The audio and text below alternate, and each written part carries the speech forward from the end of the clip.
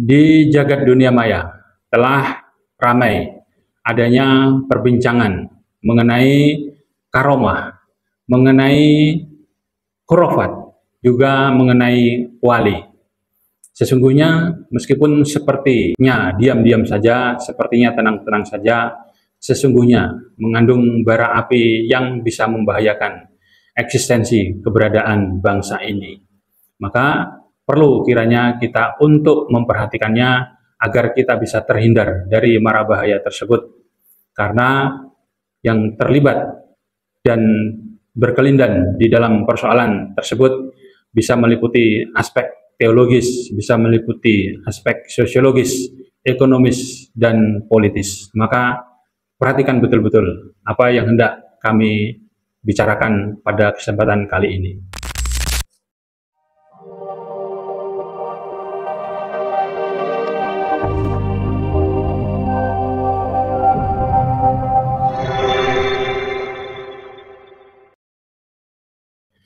Bismillahirrahmanirrahim. Assalamualaikum warahmatullahi wabarakatuh.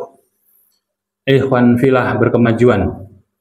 Alhamdulillah, pada kesempatan kali ini kita bisa berjumpa kembali dengan insya Allah akan membahas sebuah persoalan yang terdiri dari 3 konsep, di mana 3 konsep tersebut saling berkelindan, yaitu konsep tentang karomah, konsep tentang wali, dan konsep tentang khurafat.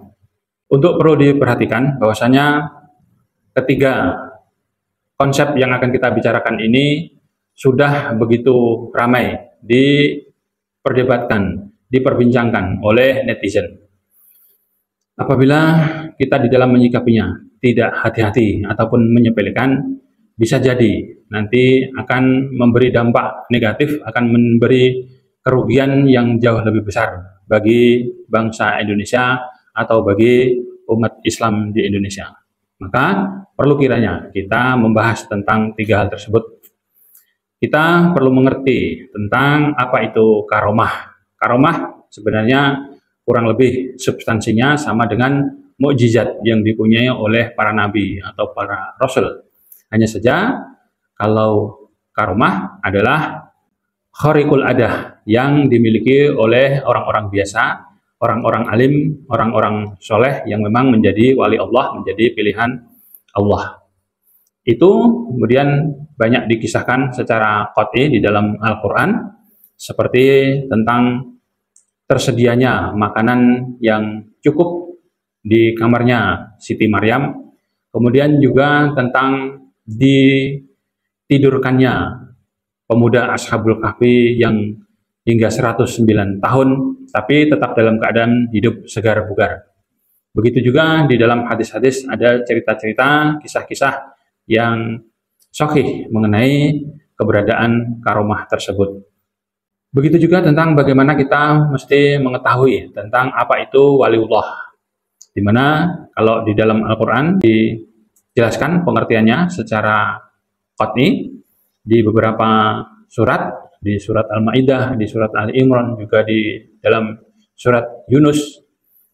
Dalam rangkaian surat-surat tersebut bisa disimpulkan bahwasanya waliullah adalah orang-orang yang soleh, orang-orang yang alim, orang-orang yang berittiba kepada Rasulullah, kepada para nabi, orang-orang yang semangat untuk jihad fisabilillah, orang-orang yang lemah lembut terhadap sesama muslim dan tegas terhadap orang-orang non-muslim, orang-orang yang dirinya ridho menerima takdir dari Allah Subhanahu wa taala dan mereka istiqomah di dalam jalan kebenaran tersebut.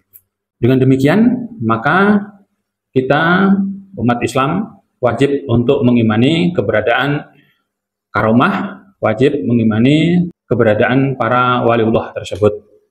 Karena itu merupakan bagian akidah Ahlussunnah wal Jamaah. Karena nanti apabila kemudian umat Islam meninggalkan atau tidak mengimani keberadaan waliullah, tidak mengimani keberadaan karomah, akibatnya bisa akan sangat parah. Insya Allah nanti akan disinggung di akhir dalam pembahasan ini. Tentang karomah, tentang waliullah. Marilah kita membicarakan keberadaannya, atau marilah kita membicarakan fenomenanya, faktanya di tengah-tengah masyarakat atau umat Islam pada khususnya.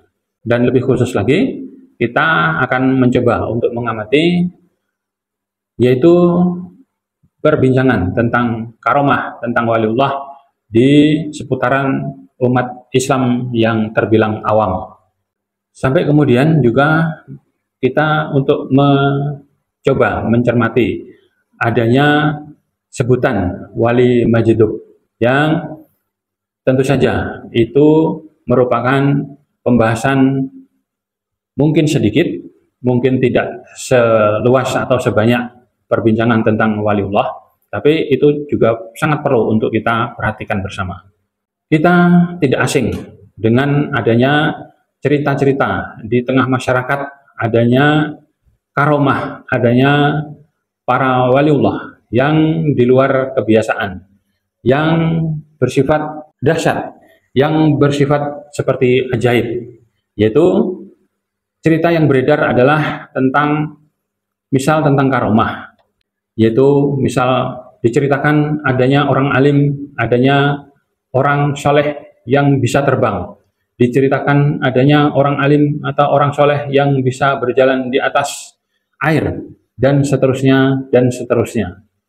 Akibatnya kemudian adalah untuk orangnya menjadi dipuja-puja, menjadi seperti dikultuskan, hingga sampai kepada apabila ada keturunan-keturunan orang-orang mulia, ataupun sampai kepada yang disebut dengan Habib, tapi mereka berperilaku aneh, berperilaku janggal, berperilaku seperti orang gila, itu kemudian juga disebut sebagai wali majidub.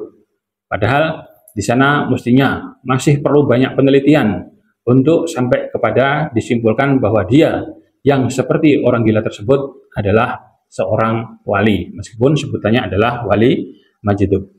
Karena apabila hal itu tidak diteliti lebih dalam, nanti jatuhnya kemudian hanya sama dengan sekte sebuah agama di India, yang begitu banyak orang-orang dengan penampilan-penampilan aneh, penampilan-penampilan lusuh, penampilan-penampilan kotor, tapi dipuja-puja.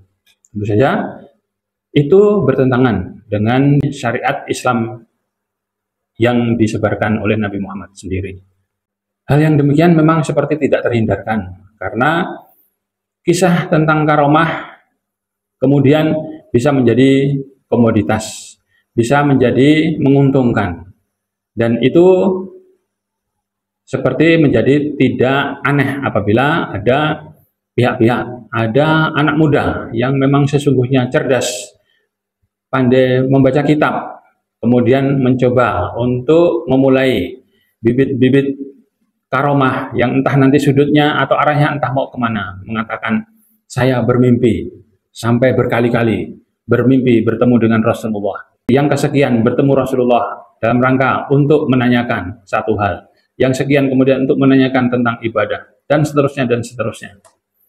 Yang menurut dugaan saya ini adalah dalam rangka hanya sekedar untuk melegitimasi bahwasanya dia nanti akan menjadi orang yang berpengaruh, menjadi orang yang pantas untuk dihormati, yang ujung-ujungnya nanti akan memberikan keuntungan-keuntungan duniawi kepada dirinya. Dan juga ada pemuda yang bila berbicara berkobar-kobar, jika berbicara sangat semangat, punya pondok pesantren, punya santri banyak, menyatakan bahwasanya dirinya kebal, dirinya rambutnya tidak bisa dipotong, dirinya adalah keturunan dari orang-orang mulia, dan seterusnya dan seterusnya. Ini adalah hanya sekedar awal mula untuk nanti menuju kepada karomah yang kemudian bisa jatuh kepada penyimpangan-penyimpangan, yang apabila tidak hati-hati bisa nanti akan jatuh kepada persoalan khurafat. Yang lebih parah lagi, kemudian persoalan tersebut berkelindan antara persoalan-persoalan teologis dengan persoalan-persoalan sosiologis, dengan persoalan-persoalan ekonomis, politis, dan lain sebagainya. Karena apa? Karena memang tentang apa yang terjadi di khususnya sebenarnya di ranah agama ini akan menjadi pembenaran yang paling mudah untuk dikenakan kepada pihak-pihak yang lain dalam rangka sesungguhnya hanya untuk mencari keuntungan dirinya sendiri. Maka hal itu tidak aneh. Karena apabila ada pemuda, ada kiai, ada ulama yang kecenderungannya ke sana, kemudian ada pejabat yang mendatanginya, kemudian berkelindan dengan politik dan seterusnya, berkelindan dengan pendapatan, berkelindan dengan nafkah ekonomis dan lain sebagainya. Dari hal yang demikian, ujung-ujungnya adalah umat Islam yang awam menjadi korban. Betapa sering sekali kita lihat di dalam video-video ada sekelompok masyarakat yang pakaiannya lusuh, yang penampilannya terbilang seperti memang kelas menengah bawah. Mereka menunduk-nunduk seperti ketakutan, seperti sangat takzim kepada ulama tersebut, kepada kiai tersebut, kepada guru ngaji tersebut, nunduk-nunduk, kemudian guru ngajinya, ulamanya, kiainya hanya sekedarnya saja untuk membalas mereka, dan ujung-ujungnya rakyat atau umat yang awam tersebut menyelipkan amplop ke saku atau ke tangan orang yang dianggapnya punya karomah tersebut. Maka umat yang sangat awam ini sudah jatuh tertimpa tangga, harus setor dengan amplop, merasa puas, padahal mereka sesungguhnya sedang dibikin bodoh. Mereka sesungguhnya sedang dieksploitasi. Maka tidak jarang kita kemudian melihat para oknum Habib yang dengan sengaja mencoba menyebar-nyebarkan karomah-karomah yang sesungguhnya menyimpang, yang kemudian sampai ke tataran yang sesungguhnya sudah jatuh kepada khurafat.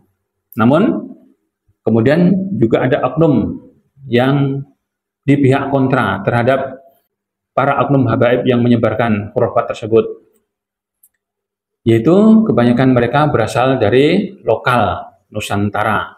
Mereka dengan atribut-atribut kedaerahan, dengan atribut-atribut lokal, menentang apa yang disebarluaskan oleh orang-orang asing dalam tanda kutip itu, menyebarkan khurafat. Namun ternyata yang dari pribumi ini pun ternyata diam-diam menyebarkan khurafat juga. Misalnya ada seorang pemimpin yang katanya tingkat Nusantara bahkan tingkat dunia mampu berbicara dengan hewan, mampu menyetop ombak, mampu protes ke malaikat dan seterusnya dan seterusnya. Tentu saja itu sudah juga jelas-jelas merupakan khurafat yang ia sebarkan. Kemudian juga ada sekelompok orang yang menentang keduanya, menentang khurafat yang disebarkan oleh oknum-oknum Habib, juga menentang khurafat yang disebarkan oleh oknum-oknum dari pribumi Nusantara. Kemudian orang atau sekelompok orang ini yang menentang khurafat-khurafat tersebut diberi label sebagai kelompok Wahabi. Maka apabila kemudian kita perhatikan adanya tiga kelompok tersebut, mereka saling bersitegang luar biasa. Itu bisa kita ikuti di dalam media sosial. Mereka bersitegang. Dan kemudian sampai mereka membuat kelompok-kelompok yang seperti hendak mengemukakan atau mengajukan atau mengandalkan atau mendahulukan kekerasan. Ini apabila tidak kita sikapi akan sangat berbahaya dan akan bisa mengakibatkan disintegrasi bangsa. Apabila itu kita cermati, sesungguhnya semuanya adalah akibat negatif yang ke kiri-kirian. Ada yang anti dengan penyebaran khurafat tersebut karena itu dianggapnya tidak rasional. Karena mereka kemudian hanya berpaham kepada rasionalisme. Maka hal-hal apapun yang berbau dengan karomah, apapun yang berbau dengan waliullah, mereka tolak mentah-mentah. Akhirnya mereka bisa disebut sebagai kelompok rasionalisme. Yang ini sesungguhnya juga bertentangan dengan kedatangan risalah Islam itu sendiri. Sangat berbahaya. Itu bisa mengeluarkan kelompoknya dari keislamannya. Juga sesungguhnya itu semua merupakan akibat negatif yang terlalu ke kanan, yaitu mereka sesungguhnya tetap juga melakukan khurafat, tapi khurafat yang lebih berbau kearifan lokal, yang lebih berbau dengan kepribumian mereka. Dan tetap saja mereka juga akhirnya jatuh kepada kemusyrikan. Ini juga menjadi hal yang sangat berbahaya. Hanya yang satu ekstrem kiri, yang satunya ekstrem kanan. Maka apabila demikian, maka bangsa ini, maka umat ini dipastikan tidak akan mendapat keberkahan dari Allah Subhanahu wa taala dan tidak akan mendapat perlindungan dari Allah Subhanahu wa taala. Mereka keduanya sama-sama bahayanya. Oleh karena itu, saya sebagai warga atau sebagai umat Islam, sebagai rakyat Indonesia menyarankan khususnya kepada Muhammadiyah yang sudah kita kenal bersama bahwasanya dahulunya sejatinya Muhammadiyah adalah terkenal dengan gerakan pemberantasan TBC, tahayul, bid'ah, dan khurafat. Sedangkan untuk yang sekarang ini tentu beda khurafatnya antara khurafat yang sekarang dengan khurafat yang dahulu. Saya yakin Muhammadiyah yang sekarang tetap mempunyai formula. Apabila kita perhatikan bahwasanya sudah banyak perguruan tinggi, sudah banyak orang-orang cerdik pandai di Muhammadiyah yang tentunya punya formulasi-formulasi kekinian untuk memberantas khurafat tersebut.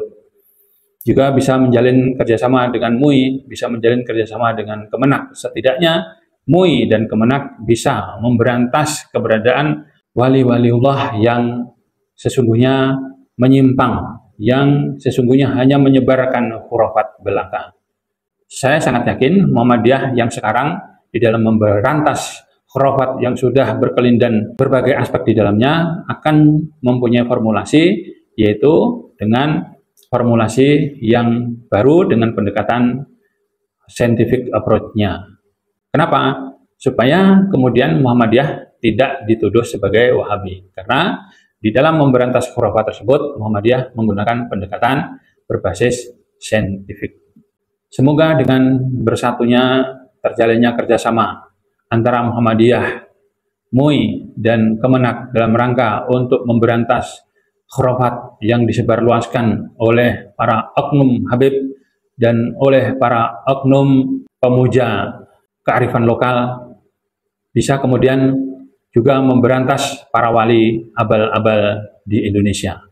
Semoga Allah meridhoi, dan marilah gerakan Muhammadiyah untuk terus kita desak, untuk terus kita dukung, untuk kemudian bisa peduli dengan penuh, dengan total terhadap mara bahaya yang diam-diam mengintai keberadaan umat Islam di Indonesia dan mengintai keberadaan bangsa Indonesia.